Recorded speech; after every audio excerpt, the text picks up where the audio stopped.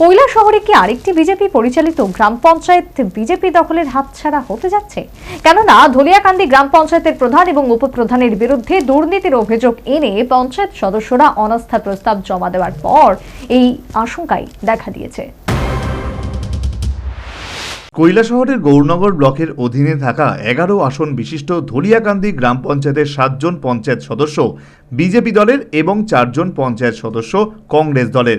BJP পরিচালিত ধলিয়াকান্দি গ্রাম পঞ্চায়েতের BJP দলের পঞ্চায়েত সদস্য তথা পঞ্চায়েতের প্রধান রেবা রানী নম বিশ্বাস এবং বিজেপি দলের অপর পঞ্চায়েত সদস্য তথা পঞ্চায়েতের উপপ্রধান তুফাইল মিয়া পঞ্চায়েতের বিজেপি দলের 4 জন সদস্য পঞ্চায়েতের প্রধান এবং উপপ্রধানের বিরুদ্ধে ঊনকোটি জেলা পরিষদের কার্যালয়ে গিয়ে ঊনকোটি জেলা পঞ্চায়েত আধিকারিক ডেভিড এল হালামের কাছে লিখিতভাবে অনাস্থা প্রস্তাব জমা দিয়েছেন বলে জানিয়েছেন ঊনকোটি জেলা পঞ্চায়েত আধিকারিক।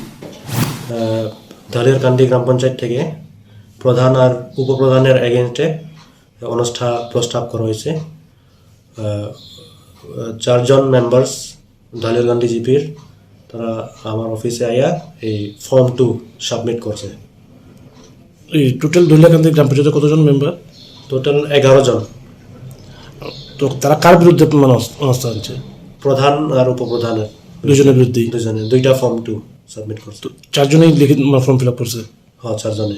তো স্যার মানে নেক্সট স্টেপ কী হবে? আইন as per Tripura panchayat rule act অনুসারে আমরা অ্যাকশন নিব অর্ডিনালি। কতদিন লাগতে পারে মোটামুটি? তো 15 ডেজ, মিনিমাম 15 ডেজ তো লাগে যে মিটিং নোটিশ ইস্যু করার জন্য। তো 15 ডেজের পরে আমরা ইয়ে করব। ধলিয়াকান্দি গ্রাম পঞ্চায়েতের বিজেপি দলের পঞ্চায়েত সদস্য মহেন্দ্র মালাকার, জয়ারানী নম বিশ্বাস, ছমিরুন নেছা এবং ফাতেমা বেগম এই 4 জন লিখিতভাবে অনাস্থা প্রস্তাব জমা দিয়েছেন বলে পঞ্চায়েত সদস্য মহেন্দ্র মালাকার নিজেই জানিয়েছেন। মহেন্দ্র মালাকার আরও জানিয়েছেন, দলীয় সিদ্ধান্ত মোতাবেক পঞ্চায়েতের বিজেপি দলের সকল সদস্যরা মিলে পঞ্চায়েতের প্রধান এবং উপপ্রধান নির্বাচিত করেছিলেন, কিন্তু প্রধান এবং উপপ্রধান জনগণের উন্নয়নের জন্য কোনো ধরনের কাজ করছে না, তাই ওনারা প্রধান এবং উপপ্রধানের বিরুদ্ধে অনাস্থা প্রস্তাব আনলেন। দীর্ঘ 35 বছর পর আমরা জনগণ ভোটের মাধ্যমে আমাদেরকে নির্বাচিত করেন।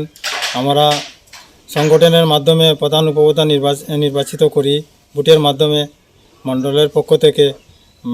পরবর্তী সময় দেখা যায় যে প্রধান উপপ্রধান আমাদেরকে না জানিয়ে জনগণের ডেভেলপমেন্ট কোনো কাজ হইতেছে না। এর লাগে আমরা জনগণের বৃহত্তর স্বার্থে ওনাদেরকে পরিবর্তন করে নতুন প্রধান এবং উপপ্রধান নির্বাচন করার জন্য আমরা অনুরোধ রাখছি।